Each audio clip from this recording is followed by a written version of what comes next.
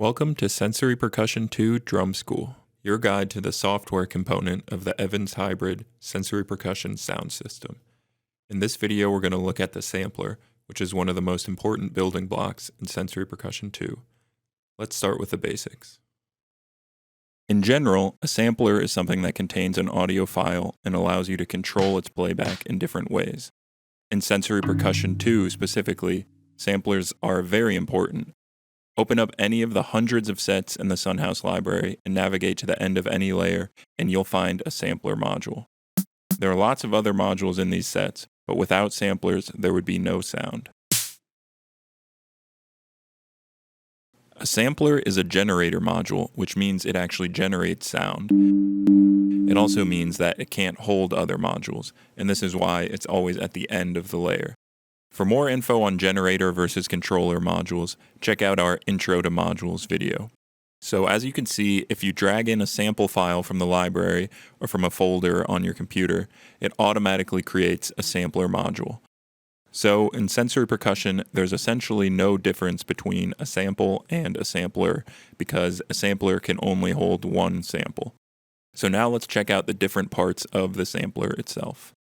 The sampler playback controls can be found underneath the waveform, and these allow you to adjust how your sample is played in various ways. You can adjust the start time of the sample and the overall length.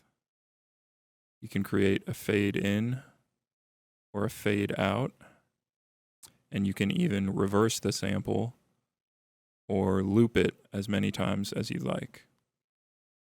So let's check out this Udo sample and make some adjustments to the playback. Let's create an LFO assignment on the length so that it's always changing. It's never going to sound the same every time I hit it. Keep it kind of short. Now I'm going to turn on loop, make it loop 4 times. And then reverse it. So you can hear if I hit it when the sample is short, like this, the roll is faster. If I hit it when the sample is longer, it's slower. That's just a quick example of some fun sound design you can have using only the playback controls of the sampler. The icons in the info bar tell you all kinds of information about the sample file itself, including its location on your computer, its length, and even its root note. By default, the root note is set to C3, but you can change it, which tells the software how to repitch it. With this feature, you can put a group of samplers containing different pitches inside of one note controller, and it will repitch them all the same way so that they stay in harmony. The scissors icon opens up the sample trim window, which allows you to make precise edits to the beginning and end of your sample. Gain adjusts the volume of the sample itself, while voice refers to the number of voices that the sampler will play before a new voice overtakes a currently sounding voice. ADSR stands for Attack, Decay, Sustain, and Release, which are traditional values of an envelope that you can edit on a synthesizer. Adjusting these values allows you to really sculpt your sample for some expressive sound design. And you might notice that adjusting attack, for example, has a similar effect as adjusting fade in.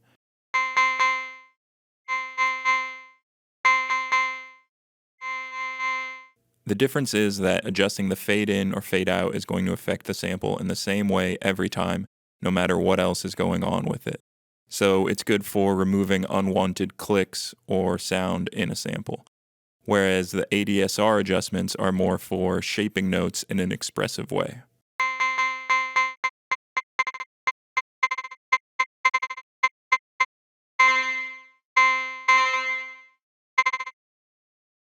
Sampler pitch and voice controls allow you to adjust all kinds of parameters that affect how your sampler is being repitched or re-triggered.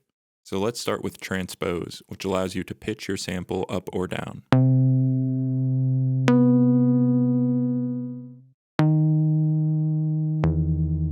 By default, it's quantized to intervals of semitones, but if you click this stair icon, you can turn that off and access pitches between semitones. The tune parameter allows for fine-tuning of your sample in intervals of cents. There are 100 cents per semitone, so this parameter goes from -100 to +100.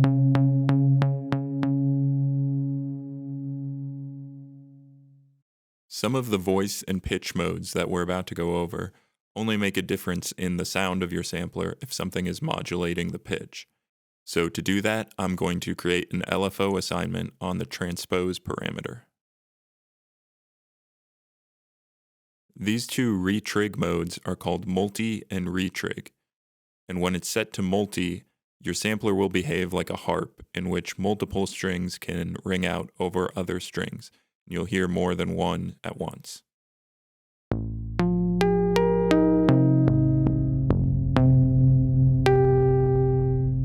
When it's set to retrig, it will behave more like a human voice, where you'll only hear one voice at a time.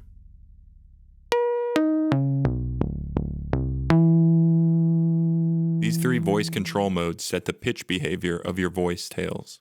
With these three modes, you can tell the sampler whether or not you want a newly played voice to slide to a new pitch when your sampler is being repitched. So because we have this LFO modulating the pitch, we'll hear the difference between them.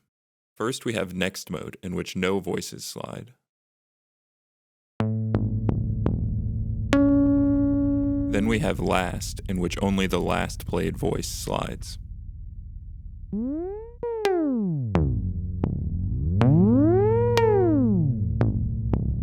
And finally, we have all, in which all voices slide.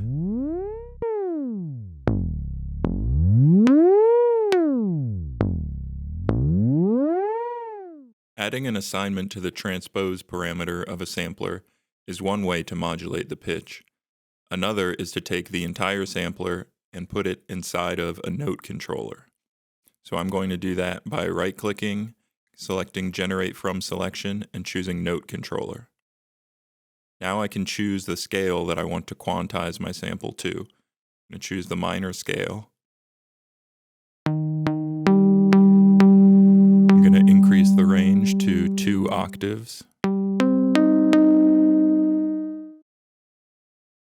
Now you'll hear when I increase the glide amount, that's going to increase the amount of time it takes for a new voice to slide to a new pitch.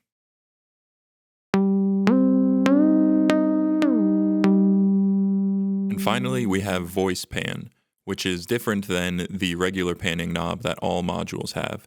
This is a subtle effect that can yield some interesting results. I'm going to create another LFO assignment, which is going to modulate the voice panning from left to right. Voice panning behaves a lot like regular panning, except it acts on individual voices. So the last played voice will move left and right according to this LFO's waveform, while previously played voices will freeze wherever they were in the stereo field. And that sounds like this.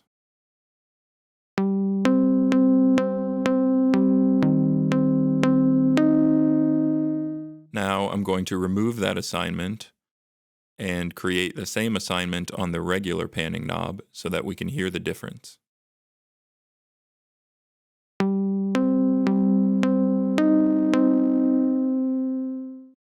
You might have noticed that some of the parameters we just went over only make a noticeable difference in the sound when another parameter is being modulated.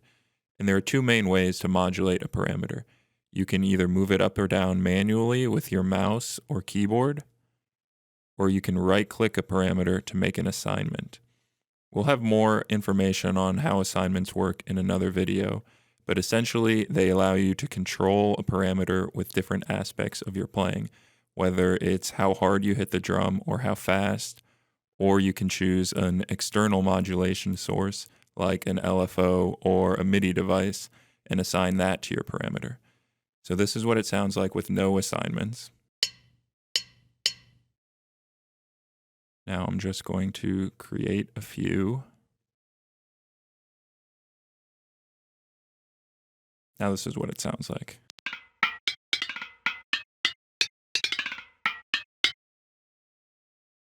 So assignments allow for some cool sound design. And one thing that's unique to the sampler in terms of assignments is that you can swap it for another sampler and it will retain the assignments you just made. So I'm going to drag a chord sample.